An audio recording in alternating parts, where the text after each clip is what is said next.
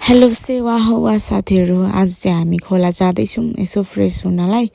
अन्त अनि कति काम गर्नु के भनेर अनि सबैजना चाहिँ सल्लाह गरेर हामी चाहिँ लाग्यौँ खोलातिर। हामी जाने खोला चाहिँ सदुवा खोला हो।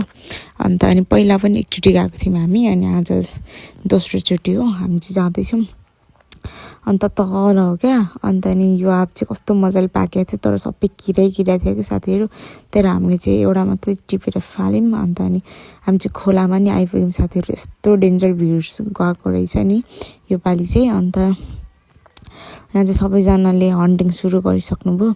यहाँ चाहिँ बल्छी थाप्दै हुनुहुन्छ प्रवीणले। अन्त अनि खोलामा आइपुग्दाखेरि चाहिँ यस्तो शान्त लागिरहेको थियो मलाई है। अन्त अनि अरू भाइहरूले चाहिँ यहाँ तल दुवालोमा हारिओरिकन पनि पक्रिन थाल्नु भएको रहेछ। त्यस्तै क्लिपहरू लिँदैछु। अनि सधैँ मेरो काम चाहिँ त्यो टोकरी बोक्ने हुन्छ क्या, यो माछाहरू अब हुन्छ नि गङ्गटाहरू बोक्ने काम। अन्त अलिअलि मैले नि यहाँ सघाइरहेको हुन्छु, तर मेरो काम चाहिँ त्यही नै हो साथीहरू। अन्त यस्तो डेन्जर ठाउँ छ क्या, ढुङ्गा पनि झर्न सक्छ नि त। त्यही भएर यो खैरे चाहिँ हामी जहाँ जाँदा पनि जान्छ। पोहोर साल पनि गएको थियो, यो साल पनि गयो हामी सँगसँगै।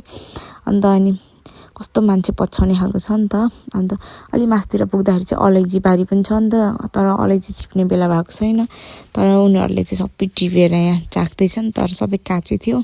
अन्त अनि त्यहाँदेखि अलिक मासतिर आएपछि चाहिँ हामीले यहाँ दुवालोमा हार्दैछौँ साथीहरू। मतलब साथी अब यसरी मिलेर गयो भने त रमाइलो हुन्छ नि त है। दिन गएको पनि थाहा हुँदैन। कहिलेकाहीँ त यसरी नि रमाइलो गर्नुपर्छ कि साथीहरू, सधैँ काम भनेर नि हुँदैन नि त। अन्त त्यहाँदेखि चाहिँ हामी लाग्यौँ उकालो। अन्त हामीले चाहिँ यति बनाएको थियौँ। अन्त एकदम आनन्द आइरहेको थियो, तर कस्तो खुट्टा दुख्यो कि मेरो चाहिँ। अन्त अनि म चाहिँ यहाँ बसिरहेको छु, अनि उहाँहरूले चाहिँ दुवाले मार्दै हुनुहुन्छ खैरेर म चाहिँ यहाँ आराम गर्दैछु। अन्त खैरे चाहिँ कस्तो मान्छे पछ्याउने खालको छ नि त।